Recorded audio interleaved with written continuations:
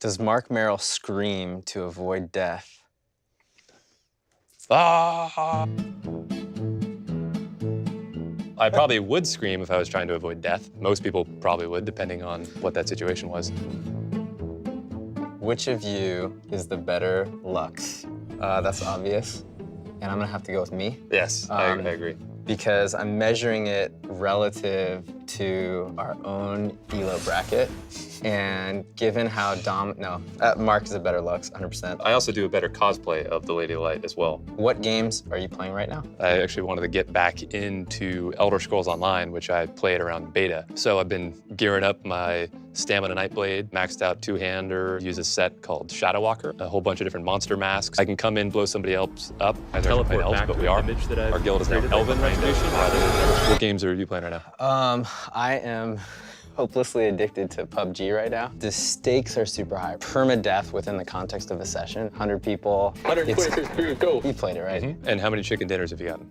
Oh, dude, at least 10. But the solo chicken dinner still eludes me. What do you guys do during Worlds? Do you watch every game? I probably have only maybe missed 20% or so of the matches probably that we've ever had, in Worlds. We always still have some level of stress, like, last year, SKT finals, etc.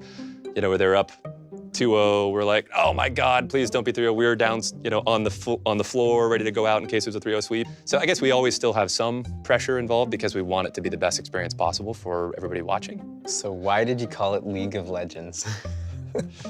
Well, we almost didn't call it League of Legends. Part of the League of Legends name, I guess it feels like it fits from an IP standpoint too, because there's so many different legendary characters that are so interesting, and the game's really about them. And the original name of League of Legends was actually League of Legends, Clash of Fates. For a while, we had the name Onslaught, representing of just the constant barrage of minions from both bases, and it was way too metal, like the whole facade. Yeah. What was the name that would show up on our debugger and that was sort of tied to the engine name? Do you remember?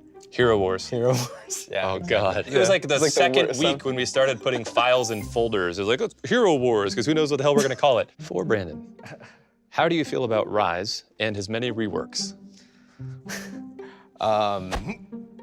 I don't actually play that much Rise, so it doesn't... Sacrilege. It doesn't affect me as a player that much. What I will say on a serious note is we don't like doing reworks for the sake of change. We think change for change's sake is a bad thing because it forces everyone to have to relearn something. So we only want to rework something if we're actually improving it or fixing a problem in the game. And so a lot of reworks is actually a sign that we're not really nailing it. And so yeah. So I don't feel great about that. I wish we didn't have to do so many, and all our champs were in awesome shape. Looking back on Riot and League's history, is there anything that you'd do differently? This may just be an over-rationalization, but I feel we've made tons of mistakes, but I almost feel at least I have. Right? Yeah, he's made tons of exactly. But I feel you learn something from those mistakes. So I almost feel like going back and doing things differently the first time, sure, with if we could take what we knew now, that's one thing, but I sort of feel like there's a lot more learning in our failures than in our successes, and so I kind of cherish them. Do you think parents will ever see games as a valuable way to spend time? Nope. One framework to think about games is some games have different types of nutritional value, just like certain types of food do, right? You wouldn't want to spend all your time eating junk food. I think you can really get things out of playing games. My first game that I was super hardcore on, this maybe predates many of you guys, but was a text-based MUD. But it taught me to type better. It taught me all kinds of new words. And so I think parents who grew up playing games will actually get that. And I think parents who sort of never were exposed to games will always have one degree of being a little incredulous about it. So, what were your first impressions of each other? That's awesome.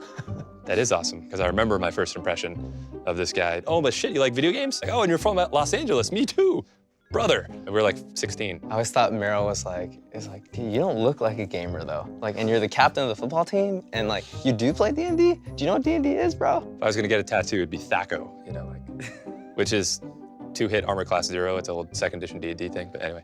Can Mark 1v1 Faker? Fuck no. I would be embarrassed. They would beat me 1,000 out of 1,000 times. What sport are we talking about? Oh, that's true. That's true. Although Faker is the unkillable demon king, Yeah, so I think it probably just applies to anything. Yeah. He'd be in your head no matter what. All right, well, thanks guys for submitting the questions, and it's fun for us, so hopefully fun for you guys too. Thanks. see ya.